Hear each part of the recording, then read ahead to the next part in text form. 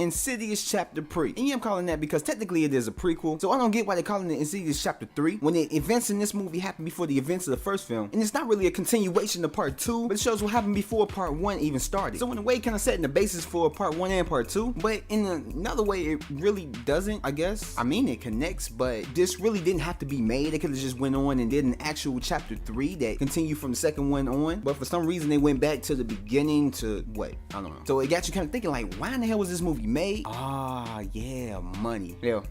I'll go with it. And this movie is about a young girl who tries to contact her deceased mother, instead indirectly summons a demon that is bent on possessing her. But with the help of a psychic woman, they try to rid her of that very demon. And this movie is directed by Lee Winnell, and it stars Stephanie Scott, Dermot Mulroney, and Lynn Shay. This movie right off the bat was a very good horror film, and I can say it's the best that I've seen all year. And this movie was creepy as hell, and it did a real good job with the scares. Now there are some jump scares, but they were legitimate jump scares, and there were actually things that you were supposed to be afraid of. And it wasn't just your average typical jump scare where something comes out of nowhere and it scares the audience, but it's not really something threatening. And along with the jump scares, there was a lot of things that happened unexpectedly to help sell what was happening on the screen. And I can honestly say that I really enjoyed this film better than the other ones. And the first two weren't bad films, but I enjoyed this one more. And the actors who played these characters really brought them to life. And I found myself invested in these characters and really caring for them when there were bad things happening to them. Especially Stephanie Scott's character and her feeling helpless against this demon that is targeting her. And the cinematography was great, and it gave me almost the same chills as The Conjuring did when I saw it, but it still wasn't as good as The Conjuring, of course. And I feel like they could have involved her friends a little bit more in the film, because you see her with what I can only assume to be her best friend and her somewhat love interest at the beginning of the movie, but then they disappeared for the rest of the film. And it wasn't too big of an issue for me, but you would think with something major like this happening in her life, that she would want to tell her best friend or somebody that would care and believe her, especially with her being as helpless as she was. And I really did not like the ending. I really thought that they could have ended way better than what it did, but for what the movie was, it was decent, but they could have went another route and then probably would have made the movie way better than what it was. But overall, it was what I wanted to see in a horror film and what I wanted to experience in one as well. And I wasn't disappointed after seeing this movie. And yeah, there was some things that it could have done better, but it did good for what it was. And now for the grade. I say I give this movie an A-, because it really was a good movie, and I highly recommend you go see it and experience it for yourself. Yeah, it makes me want to go watch the other Insidious movies to kind of compare them again, because maybe my views might change. I don't know, but we'll see. And with that said, this concludes this installment of Take One reviews of Insidious Chapter Pre. And yeah, I'm still going with that. And I'd like to thank you guys for checking out this video. And like always, if you like it, hit like, subscribe, comment, and share. And there will be more videos to come. So I'll catch you later. Until next time.